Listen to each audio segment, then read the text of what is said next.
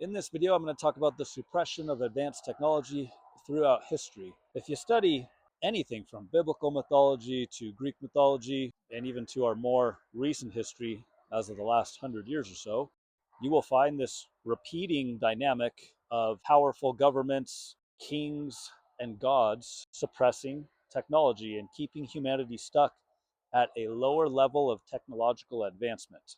Dating all the way back to Greek mythology, we have the story of Prometheus giving the technology of fire and metallurgy to the humans. And metallurgy allows people to make swords, shields, breastplates, and mold and shape metals.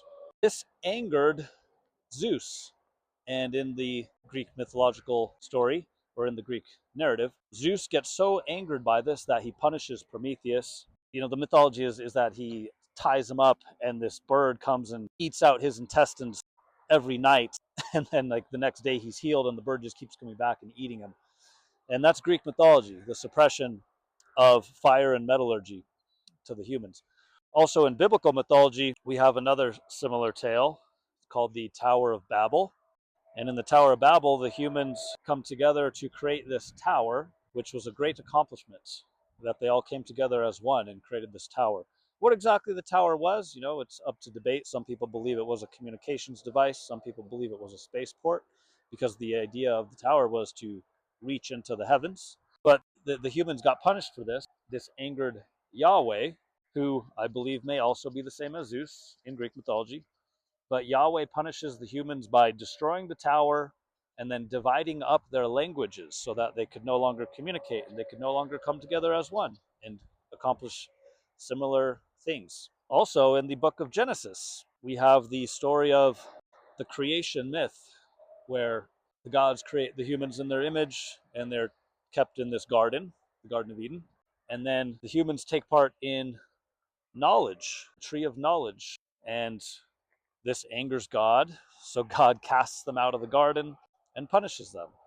So we see the repeating theme of gods, governments, kings, and just powerful entities not only suppressing technology, but suppressing knowledge. I mean, technology and knowledge kind of goes hand in hand. More recent times, we have Nikola Tesla in the early 1900s was said to be reverse engineering free energy technology, wireless energy technology. And the JP Morgan bankers, they saw what he was doing and they suppressed his technology. They destroyed his work. They took all his research papers. They impoverished him. Nikola Tesla was trying to get funding from the banks to bring this technology to the world so that everyone would no longer have to pay a monthly electricity bill. But the JP Morgan bankers, they didn't like that. JP Morgan said, if I can't put a meter on it and charge people for it, I don't want it.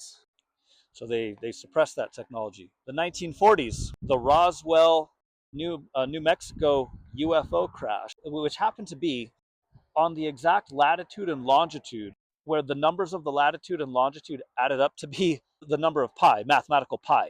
What are the chances, or what are the odds of that happening by chance or by accident? It's impossible, which makes me believe that the Roswell UFO crash, that was an intentional deposit of technology onto Earth for the humans to reverse engineer. Whether it was a nefarious agenda or not, I'm not sure, but I don't believe it was by chance or by accident. I believe that was very, very carefully planned out.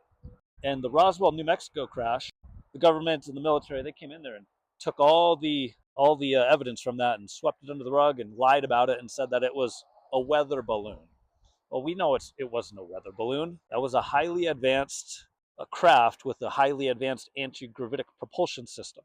They also swept all that under the rug and have been suppressing it for decades and decades and decades. And those advanced crafts are also said to use zero-point energy, free energy technology, which also would make it so that humans never had to pay for a monthly electricity bill. So we continuously see the suppression of technology dating all the way back thousands and thousands and thousands of years ago, all the way up until our recent times. It's like I always say, it's nothing new under the sun.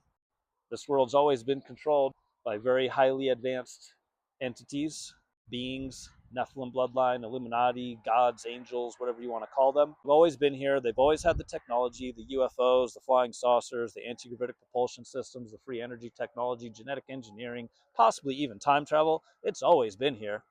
been here for thousands and thousands and thousands and thousands of years, and they don't give it to you because humanity has been enslaved. And these technologies, if they ever became decentralized and everyone else and all of humanity got their hands on them and it was brought to mass market in a duplicatable way, in a scalable way, it would break humanity free from the systems of enslavement. And the world controllers don't want that.